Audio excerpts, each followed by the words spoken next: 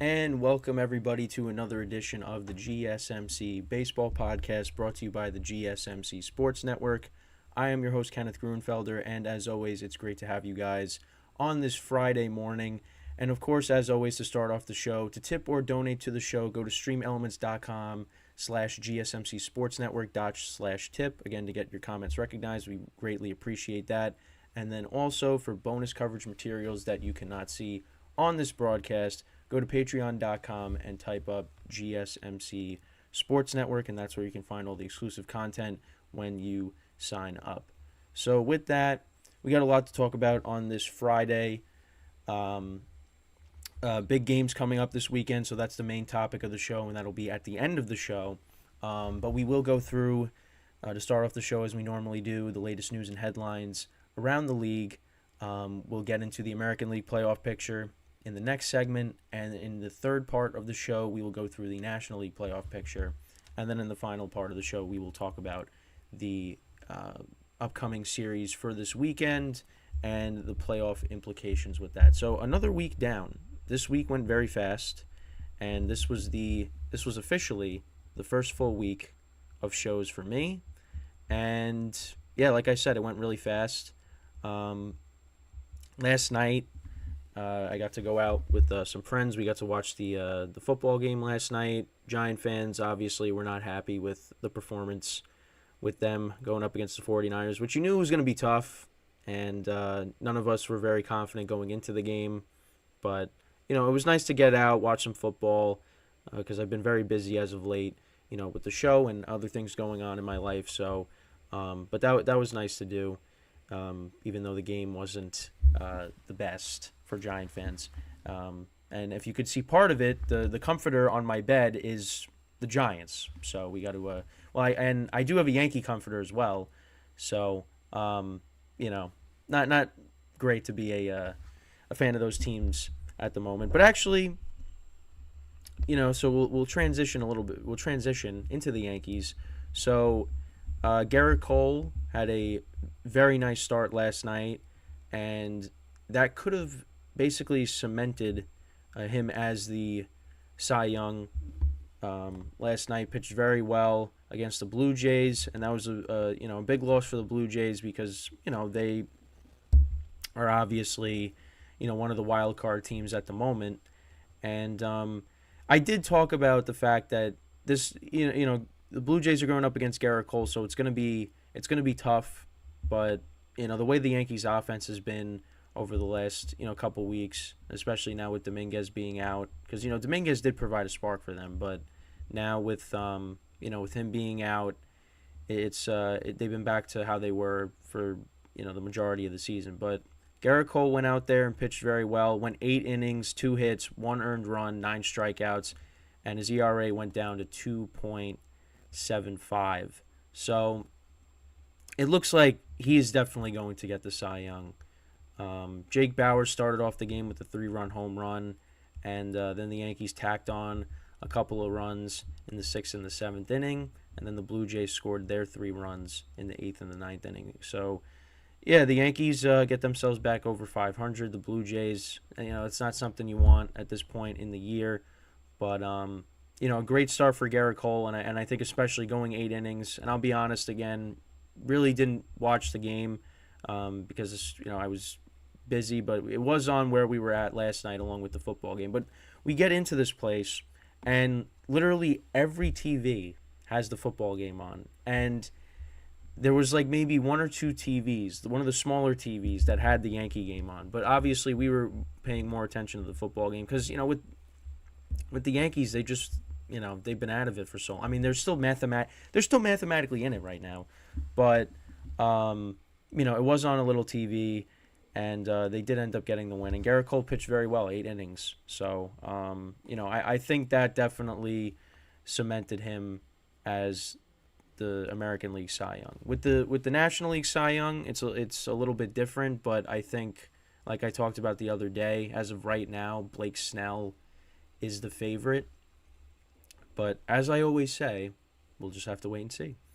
So last night also, Ronald Acuna hit another milestone. So he So again, I mean, he's been having an incredible season. So he scored his 140th run of the season. So that's another milestone there. And the headline is 150 next. So I think I talked about the MVP race, and I gave a lot of the other players recognition.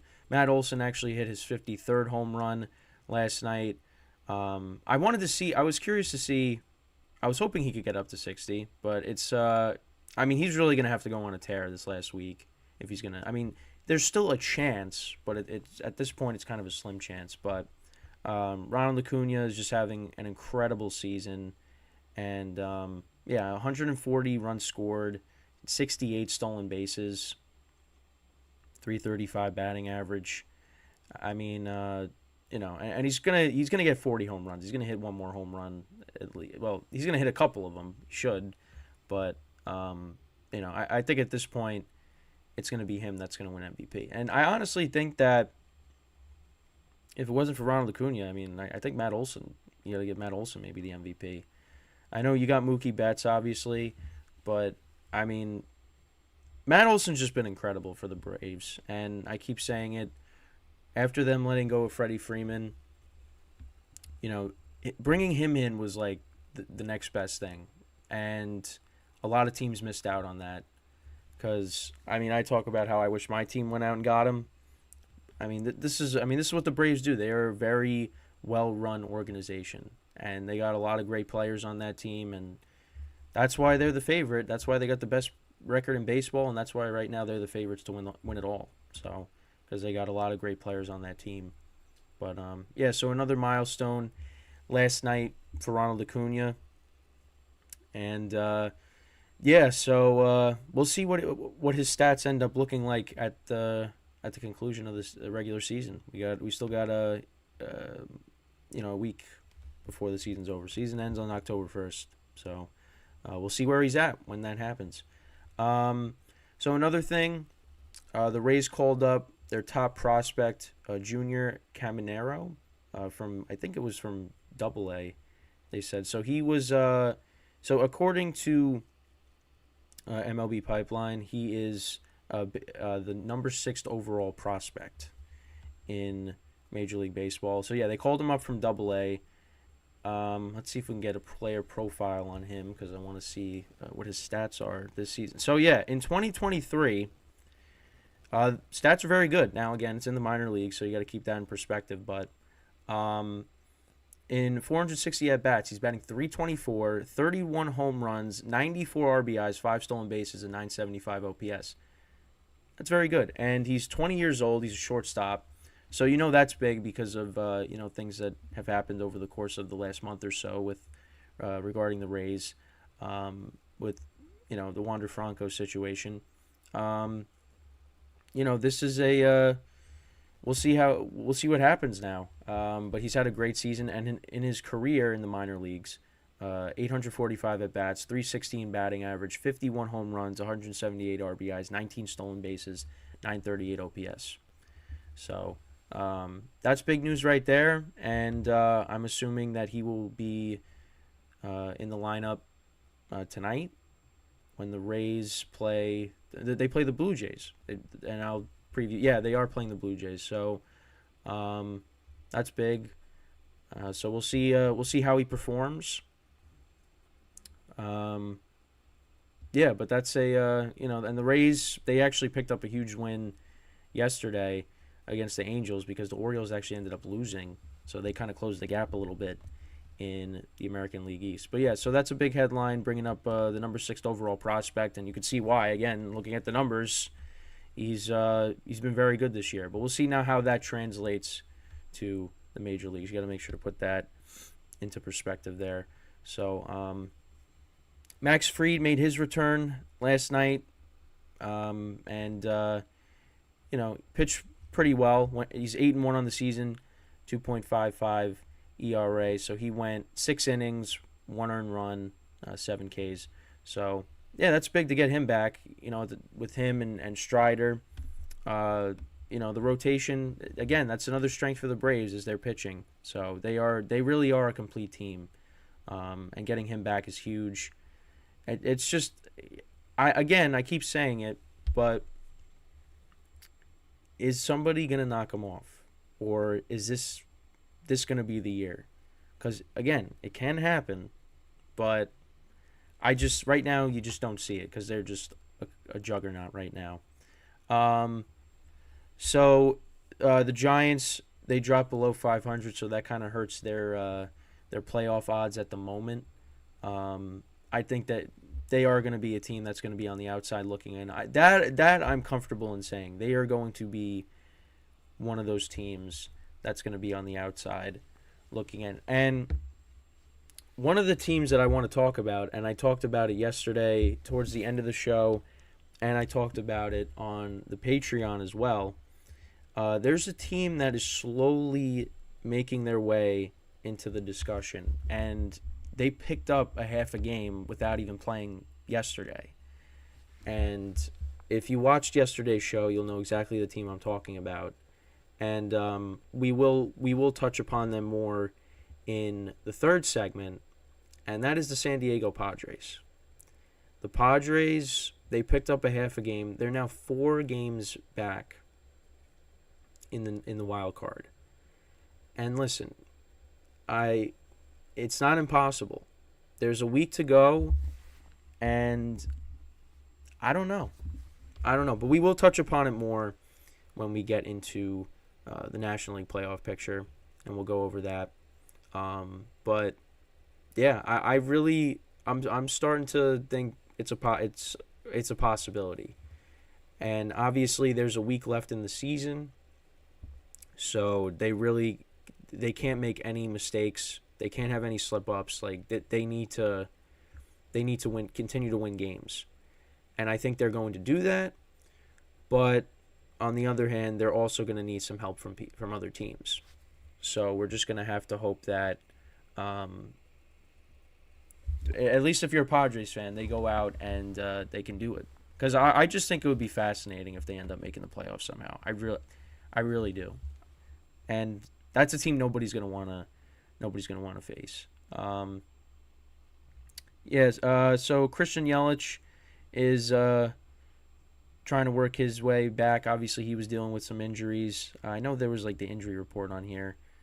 So Vlad obviously was dealing with the knee injury. So